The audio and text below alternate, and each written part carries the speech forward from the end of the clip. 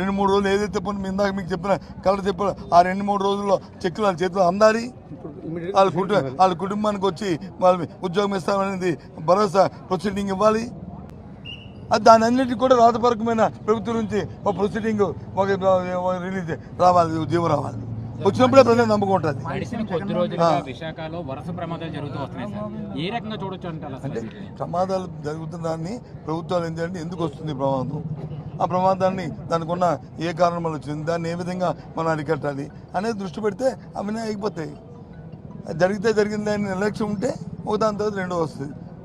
Immediate ఇప్పుడు ఉంది దీని ఇంతకుముందు ఎల్జీ ప్రమాదం జరిగింది, వెంటనే సేఫ్టీ ఆడిట్ జరగాలన్నాం, పెట్టాము, వెంటనే అందరికీ జీవో ఇష్యూ చేసాము, కమిటీ చేసాము. ఇప్పుడు సాక్షాత్తు ఉన్న నీరవ్ కుమార్ ప్రసాద్ ఎవరైతే సిఎస్గా ఉన్నారో ఆయనే అప్పుడు సెక్రటరీ, ఆయన ఆధ్వర్యంలో వేసాము, ఆయనే చూడమని చెప్పాము, ఆయనే పర్యవేక్షణాధికారి, ఆయనతో చేయించాము. ఇప్పుడు అలాగే చేస్తే ఆటోమేటిక్ తగ్గుతుంటాయి. అది అలాగని వ్యవస్థను ఆపేయమని చెప్పట్లేగా మేము. సార్ ఇప్పుడు మీరు చెప్తున్న విధంగా అధికార పార్టీ నాయకులు రాలేదు, దానికి కారణం అంటారు. నాకేం తెలుసు, మీరు అడగండి వస్తారు. తర్వాత ఇప్పుడు నేను అన్నాను కదా, ఇప్పుడు నేను అన్నాను కదా, వాళ్ళకి ఖాళీ లేక వాళ్ళకి వెళ్ళిన వాళ్ళకి ఒక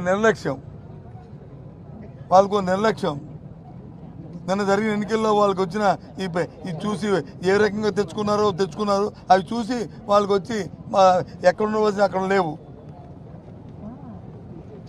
అని నేను అనుకుంటాను. Maybe wrong or right.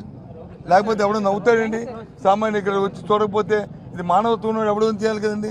ప్రభుత్వం లేకపోయినా నేను ఇప్పుడు అక్కడికి వెళ్దాం అనుకున్నాను. ఎక్కడికి ఇప్పుడు మేము అందరం కలిసి మా నాయకులు అందరం కలిసి వెళ్దాం అనుకున్నాం.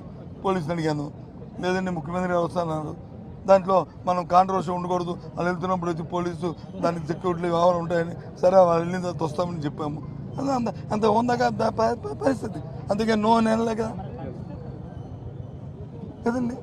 అది సాంప్రదాయం. అది పద్ధతి. ఎవరు దేనివల్ల వ్యవస్థకి ఏది జరిగినా వ్యవస్థకి నష్టం జరగకూడదు, వ్యవస్థను కాపాడుకొని చేయాలి, ప్రజలకు నమ్మకం కలగాలి.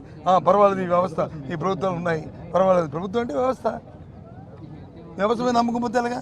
అది పోయింది ఎడుపు, వాళ్ళు చూస్తే అది ఆత్రాలు చూస్తే